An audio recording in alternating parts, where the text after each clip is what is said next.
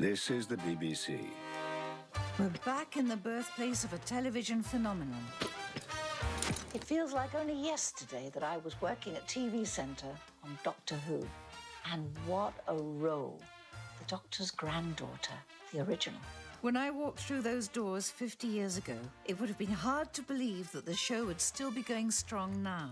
And to celebrate its anniversary, we're back, filming an adventure in space and time, a drama about the show's remarkable beginnings. And it's something writer Mark Gatiss has wanted to get off the ground for some time.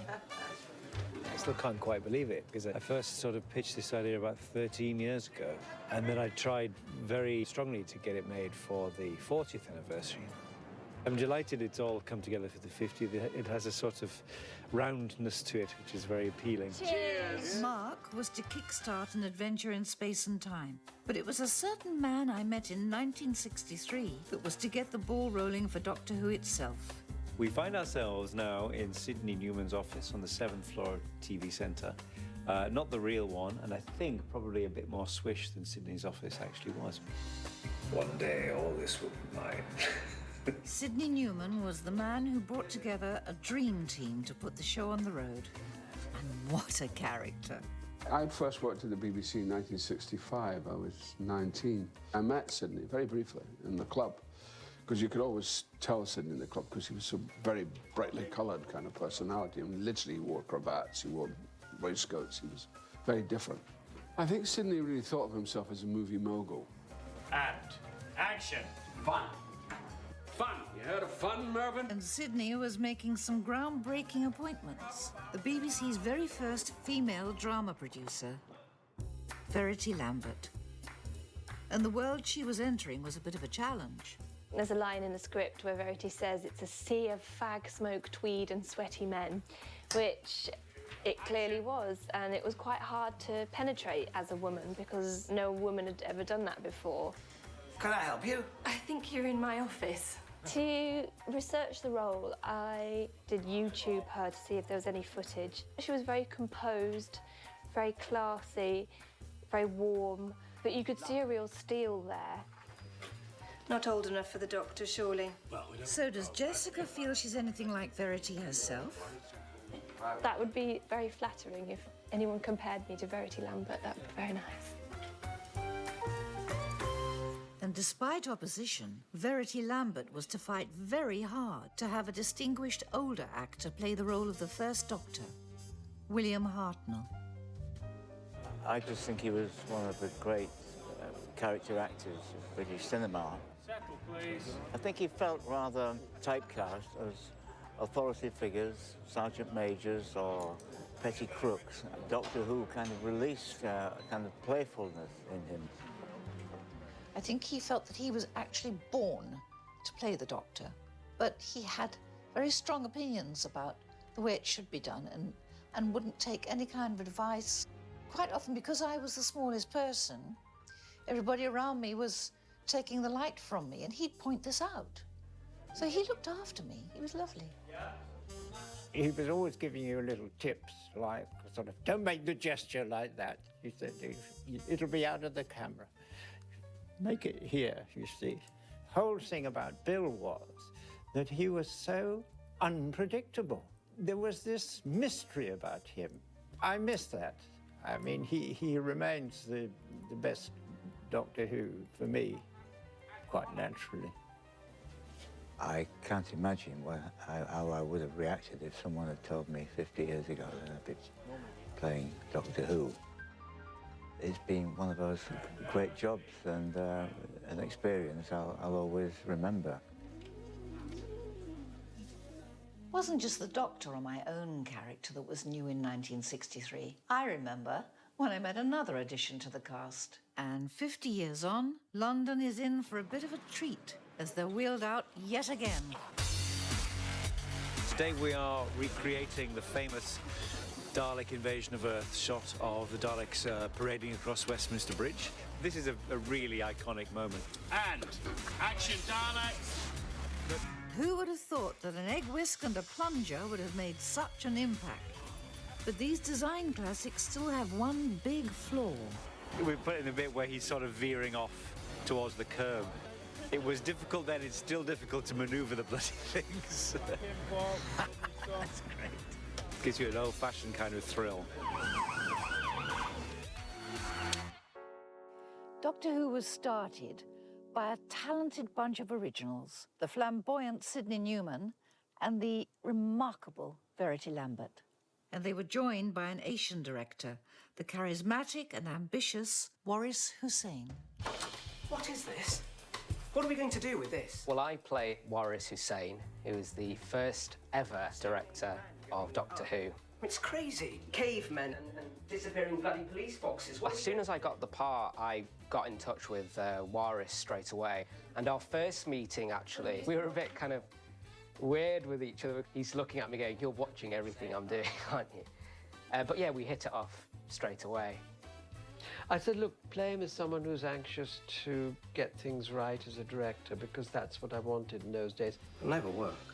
Play with a great deal of, what do I do with this? Terrified, because I don't know how to cope. When do we start?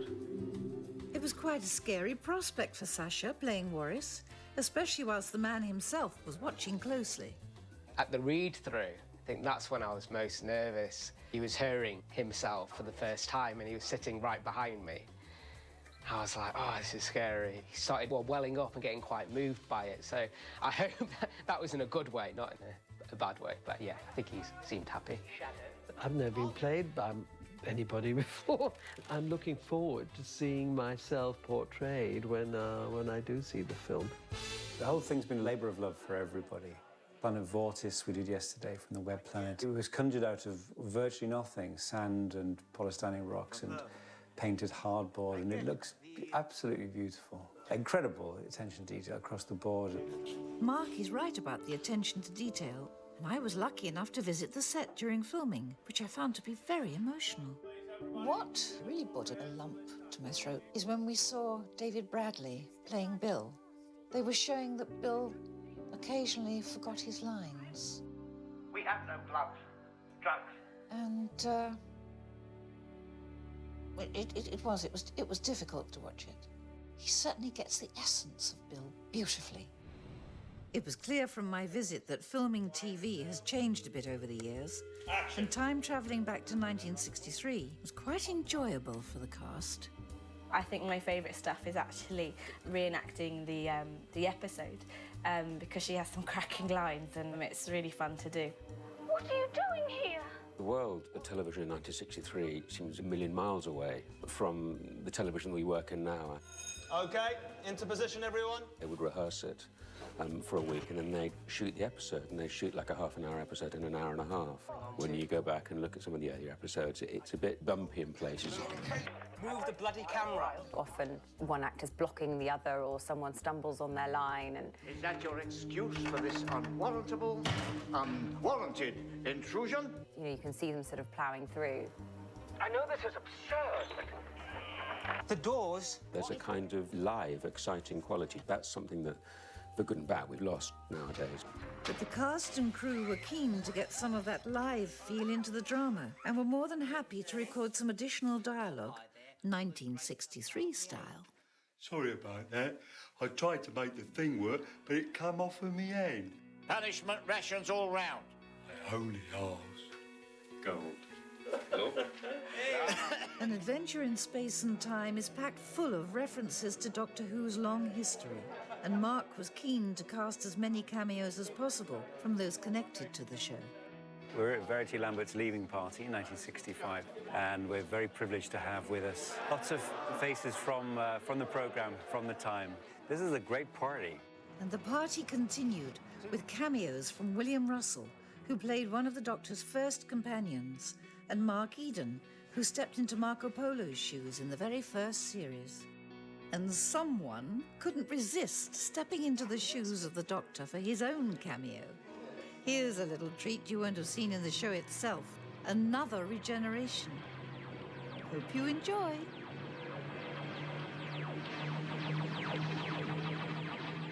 I don't know what it is about Doctor Who. Partly childhood nostalgia. It's partly the fact that it instantly connects with a very happy time for me and for hundreds of thousands of people. The Doctor has delighted audiences now for half a century, and I'm sure we all hope that his adventure in space and time will continue for quite a while longer. Well, like a great wine, you've survived a very long time. Doctor Who, happy birthday. I wish Doctor Who a very happy anniversary. Here's to another 50 years of Daleks and Weeping Angels. And who knows, maybe some people watching this will be watching in 50 years' time to celebrate its 100th birthday. I hope you're going when I have grandchildren. And may you continue to travel through time and space for the next 100 years. Yeah, happy 50th anniversary, and here's to many more years to come. I feel more like a dad than a director about this because I was at the birth of this show, and that makes me very proud. I just want to say, happy anniversary, Doctor Who. May I say, on behalf of all the Doctor Who's, happy anniversary, happy 50th.